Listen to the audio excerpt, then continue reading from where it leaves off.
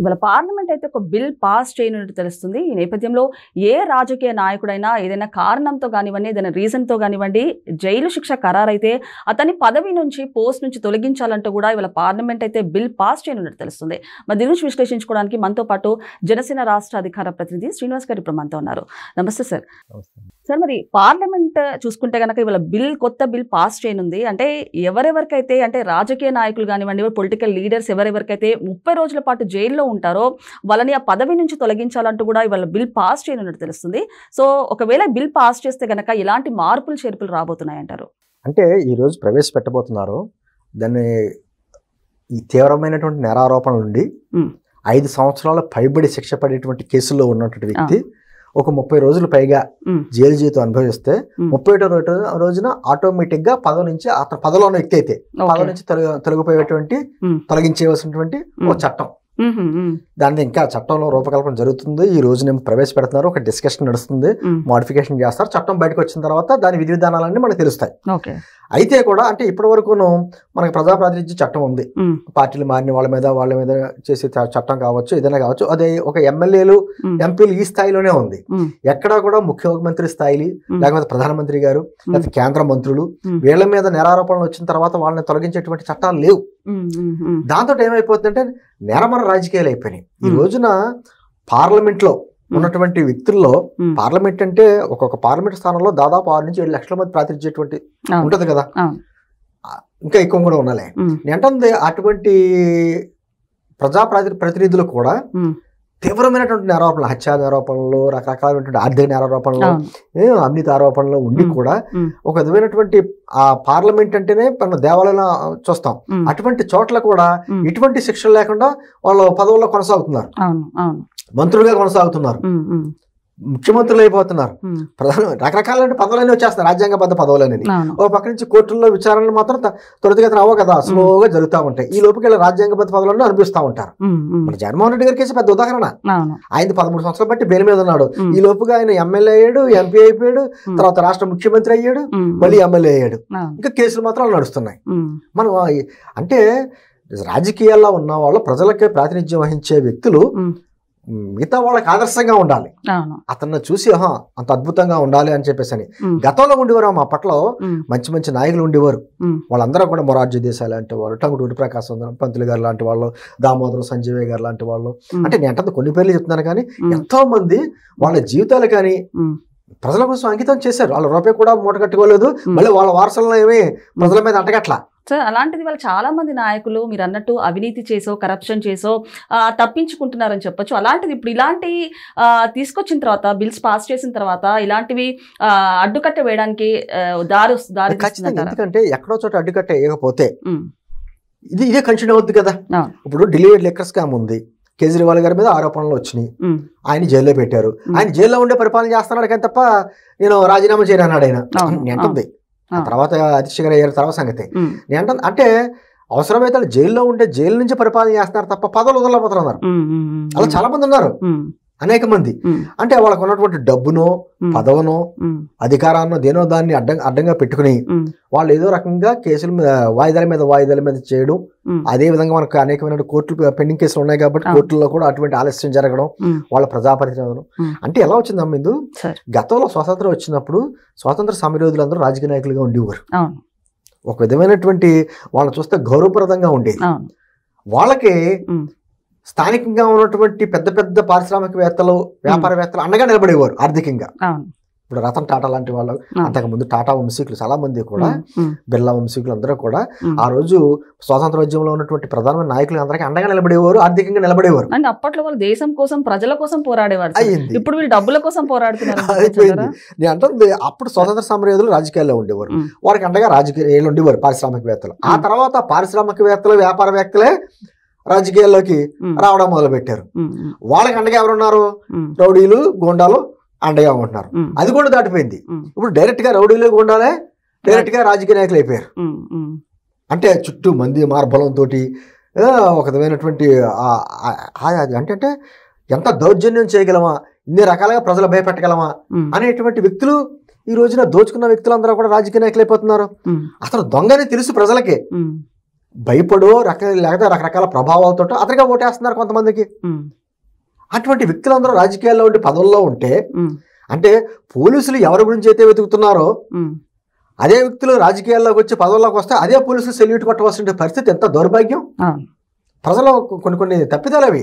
అటువంటి వ్యక్తులు ఎన్నుకోవడం కూడా, అటువంటి వ్యక్తులు రాజకీయాల్లోకి రాకుండా ఇటువంటి కొన్ని చట్టాలు రావాల్సిన సందర్భాలు ఎంతనే ఉన్నాయి. ఆదర్శంగా ఉండవలసిన వ్యక్తి ఎంతో ఉన్నారు. నేటి చాలా మంది ఇప్పుడు డబ్బులు ఖర్చు పెట్టకపోతే ఎలక్షన్స్ లో పోటీ చేసేటువంటి పరిస్థితి లేదు. అలాగని డబ్బులు ఖర్చు పెడితే పెట్టినా కూడా గెలుస్తామన్న గ్యారంటీ లేదు. అటువంటి వ్యవస్థలో ఉన్నాం. ఒక్క ఓటు వస్తే చాలు కదా. నాకంటే మీకు ఒక్క ఓటు వస్తే మీరు అధికారం ఉన్నట్టే. నేను మీతో సమానంగానే ఎన్ని కోట్లు ఖర్చు పెట్టినా కూడా. సో అలాంటిది డబ్బులు ఖర్చు పెట్టి అధికారంలోకి వస్తే ప్రజలకు సేవలు చేసే గ్యారంటీ ఉందండి. ఎక్కడ ఉంటుంది? వాళ్ళు 10 రూపాయలు పెట్టుబడి పెడితే దానికి 200 300 సంపాదించుకుంటాడు కదా. ప్రజాసేవ చేయడానికి ఎవరు రాడు కదా. ఏంటంటే నిజంగా దేశం పట్ల ప్రజల పట్ల ప్రేమ ఉండి వ్యవస్థల పట్ల అవగాహన ఉన్నటువంటి యూత్ రాజకీయాలు రావాలంటే భయపడుతున్నారు. ఇది ఒక కుళ్ళు.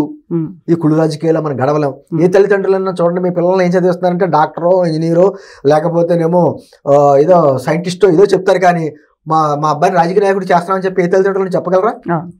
భయం. ఈ రాజకీయాలు కుళ్ళు, దాన్ని మనం మనలేము అనేటువంటి ఆ వ్యవస్థని ఆ విధంగా చేసుకుంటూ వచ్చేసారు. స్థానికంగా కూడా ఎంత దుర్మార్గం అంటే, ఉదాహరణగా చెప్తున్నా, ఇప్పుడు జిల్లాల్లో చాలా మంది బాధ కలుగుతుంది ఈ మాటలు మాట్లాడితే. జిల్లాల్లో ఓ ఎస్ఐలు కానీ సిఐల్ని కానీ వీళ్ళని ట్రాన్స్ఫర్ చేయాలంటే ఆ జిల్లా అధికారి సూపరింటెండెంట్ ఆఫ్ పోలీస్ ఎస్పీ గారికి ఉంటుంది అధికారం. ఎక్కడ ఉంటుందమ్మా ఎస్పీ గారికి? అక్కడ ఉన్న స్థానికమైనటువంటి ఎమ్మెల్యే లెటర్ ఇవ్వాలి. ఆ ఎమ్మెల్యే లెటర్ ఇస్తే ఆ లెటర్ తనకు అనుకూలంగా ఉన్న వ్యక్తిని అక్కడ పెట్టుకుంటాడు. తనకు అనుకూలంగా లేని వ్యక్తిని అక్కడి నుంచి ట్రాన్స్ఫర్ చేసేస్తాడు. ఈ సిఫార్సు లెటర్లు ఉంటేనే జిల్లా ఎస్పీ గారు ట్రాన్స్ఫర్ చేయగలరు. ఇది ఎక్కడ దుర్మార్గం అసలు. వ్యవస్థను చిన్నభిన్నం చేయడం కాకపోతే ఏంటిది అసలు? రాజకీయ ఈ ట్రాన్స్ఫర్లకి ఎమ్మెల్యేకి అసలు సంబంధం ఏంటి? అంటే రాజకీయాల్లో ఉన్నటువంటి వ్యక్తులకి ఈ ప్రభుత్వంలో ఉన్న అధికారులకు ఉన్నటువంటి సంబంధం ఏంటి అసలు? అంటే అలా వ్యవస్థలు చేసేసారు. ఇప్పుడు స్థానికంగా కూడా ఏదైనా ఊర్లో చిన్న సమస్య వచ్చిందనుకో అమ్మ, పోలీస్ స్టేషన్కి వెళ్తాం, కోర్టుకి వెళ్తే ఎప్పుడు జరుగుద్దో న్యాయం తెలియదు. మళ్ళీ వాళ్ళకి ఎవరో ఒకరితో ఎమ్మెల్యే గారితోటో ఎంపీ గారితోటో ఫోన్లు చేయించుకోవాలి. అందుకని ఏం చేస్తారో స్థానికంగా బలంగా ఉన్నటువంటి నాయకుడికి దగ్గరికి వెళ్తారు. సమస్య అక్కడ పరిష్కారం అవుద్ది కదా అని చెప్పేసి అన్నట్టుగా ఆ స్థానికంగా బలంగా ఉన్న నాయకులే ఎమ్మెల్యేలు అవుతున్నారు. ఇప్పుడు సార్ మీరు అన్నట్టు ఒక చిన్న ట్రాన్స్ఫర్ కావాలన్నా లేకపోతే పై స్థాయికి వెళ్ళాలన్నా ఇప్పుడు ఇన్ఫ్లుయెన్స్లు కానివ్వండి, రికమెండేషన్లు చాలా కీలకంగా మారాయని చెప్పొచ్చు. అలాంటిది ఇప్పుడు ఇలాంటి బిల్ పాస్ చేసిన తర్వాత ఎలాంటి మార్పులు చేర్పులు రాబోతున్నాయి అంటే ఒకటమ్మా, మొన్న మధ్యలో ఒక ఎమ్మెల్యే అంటున్నాడు, నేను ఎమ్మెల్యే అయినా కూడా ఎస్ఐని మార్చమంటే మార్చట్లేదు. ఎమ్మెల్యే అయితే నువ్వు ఎమ్మెల్యే అయితే నీకు సంబంధించిన వాళ్ళందరూ ఎస్ఐలుగా ఉండాలి అక్కడ. అంటే నీకు అడుగుమడుగు నీకు చెప్తే ఇదే మనుషులు ఉండాలా, తలాడించే మనుషులు ఉండాలా, అది నీకు దానికి సంబంధం ఏంటి అంటే అతను బిత్రపోయాడు. అదేంటి ఇప్పుడు జరిగేదే కదా అని. అంటే వ్యవస్థలో మనం అలవాటు పడిపోయాం. అంటే ఇటువంటి చట్టాలమ్మ ఎప్పుడైనా సరే కాగితాల మీద తేలిగ్గా ఉండాలి, అమలులో కఠినంగా ఉండాలి. అంతేకాని పేపర్ మీద ఏమో మనం ఏమో అద్భుతంగా రాస్తారు చట్టాలు ఎలా ఉండాలని, అమల్లో వచ్చేటికి ఏముండదు. అమల్లో వచ్చే ఎన్ని ఉన్నాయమ్మా, ఎన్ని చట్టాలు రాలేదు. ఆడపిల్లల మీద అత్యాచారాల మీద ఎన్ని చట్టాలు వచ్చినాయి. ఢిల్లీలో జరిగినటువంటి అత్యాచారం తర్వాత కూడా చట్టాలు ఎన్ని వచ్చినాయి. చట్టాలు వచ్చిన మనం అత్యాచారాలు ఆగినాయా? అందుకని అంటున్నాను, చట్టాలు పేపర్ మీద తేలిగ్గా ఉండాలి, అమల్లో కఠినంగా ఉండాలి. లేకపోతే చట్టాలు చేసే ఉపయోగం లేదు. ప్రజాప్రాతినిధ్య చట్టం వచ్చింది, ఓ పార్టీ జెండా మీద దగ్గర వ్యక్తి పార్టీ మారాలంటే అతని మీద కొన్ని అనర్హతలు చేసేటువంటి చట్టాలు వచ్చినాయి. అమల్లో ఉందా? ఎంతమంది ఎమ్మెల్యేలు పార్టీలు మారిపోయి మినిస్టర్లు అయిపోయారు. అవన్నీ పెండింగ్ ఏమో స్పీకర్ దగ్గర ఉంటాయి. స్పీకర్ నిర్ణయం తీసుకోడు, అతను అధికార పార్టీకి సంబంధించిన వ్యక్తి కాబట్టి మళ్ళీ సుప్రీంకోర్టులకు వెళ్ళాలి, హైకోర్టులకు రావాలి. మళ్ళీనేమో స్పీకర్ గారి నిర్ణయాధికారాల్లో మేము వేలు పెట్టలేం అని చెప్పడం అంటాం. అంటే ఇవన్నీ కూడా కొన్ని చట్టాలు, ఇటువంటి చట్టాలు వచ్చి నిష్పక్షపాతంగా అమలు జరిగితే, అంటే మళ్ళీ ఈ రోజు కాంగ్రెస్ పార్టీకి సంబంధించిన వాళ్ళు అప్పుడే గగ్గోలు మొదలుపెట్టారు. ఏమని, ఇది కేవలం ఎన్డీఏ గవర్నమెంట్ వాళ్ళకి వ్యతిరేకంగా ఉన్నటువంటి ముఖ్యమంత్రుల మీద వాళ్ళ మీద కేసులు పెట్టి వాళ్ళని జైల్లో వేసి వాళ్ళ అనర్హత కింద చేయడానికి చేసేటువంటి కుట్ర అనేటువంటి కాంగ్రెస్ వాళ్ళు మొదలుపెట్టారు. నేను అంటుంది అంటే ఎందుకు చేస్తారు అలాగా? నేరారోపణ నిరూపించడం అయితే అతను జైలుకి వెళ్ళిన తర్వాత కూడా పదవుల్లో అలా కొనసాగితేనే చట్టాలు వర్తిస్తాయి.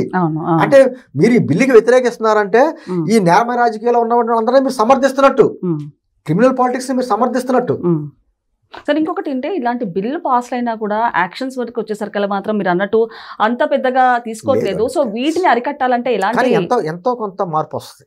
కొంచెం కానీ చేంజ్ అనేది ఖచ్చితంగా ఉమ్, దాన్ని అమలుపరిచేటువంటి నాయకులు ఉమ్, సరైన నాయకులు వస్తే ఉమ్, వాళ్ళు నిష్పక్షపాతంగా వ్యవహరించి ఉమ్, కఠినంగా వ్యవహరించి ఉమ్, ఇక్కడ ఉన్నటువంటి అధికారులందరికీ పూర్తి స్వేచ్ఛ ఇస్తే, దర్యాప్తు సంస్థలకు కూడా పూర్తి స్వేచ్ఛనిస్తే ఉమ్, చక్కటి ఫలితాలు వస్తాయి. ఉమ్. అసలు చట్టం అంటే రావాలిగా, ఆ. దీని మీద డిస్కషన్ నడవాలి కదా. ఆ. లేకపోతే ఆ, మా జగన్మోహన్ రెడ్డి గారికి వల్ల ఇంత ఇంత ఉంటుంది ఆయన అఫిడవిట్, ఉమ్, దాని ఆస్తులు కేసులు ఇంత ఇంత ఉంటుంది బుక్. ఉమ్, అటువంటి వ్యక్తులు కూడా ఎమ్మెల్యేలు ఎంపీలు అయిపోతున్నారు, సీఎంలు అయిపోతున్నారు. ఉమ్, ఇంకా మన ప్రజాస్వామ్యానికి అర్థమేముంది ఉమ్, అంటే ఎక్కడో చోట దీనికి అడ్డుకట్ట వేయాలంటే ఒక చట్టం అంటూ రావాలి. ఉమ్, ఆ చట్టం చక్కగా అమలయ్యేటువంటి విధానాలు రావాలి. ఉమ్, అటువంటి విధానాలకు ఒక రూపకల్పన జరిగింది, దాని మీద డిస్కషన్ నడుస్తుంది. ఉమ్, ఆ బిల్లు అంతా వచ్చిన తర్వాత దాంట్లో నిబంధనలన్నీ తెలిసిన తర్వాత మనం ఇంకా మాట్లాడొచ్చు. Yeah. కానీ అప్పటి వరకు అయితే Mm. ఒక ప్రయోగం అంటే కూడా ఒక మంచి ప్రయోగం, Yeah. ఒక బలమైన దేశంలో బలమైన మార్పు తీసుకొచ్చేటువంటి మంచి Mm. ఒక పని చేసినప్పుడు అందరూ సమర్థించాలి. ఉమ్, లేకపోతే మన నేరమర రాజకీయాలు ఇలాగే జరుగుతూ ఉంటే ఉమ్, మా రౌడీలు గోండాలు అన్ని పదవులు అనిపిస్తూ ఉంటారు, మళ్ళీ అంటే చూస్తూ ఉంటాం. ఉమ్. ఓకే సార్, నమస్తే.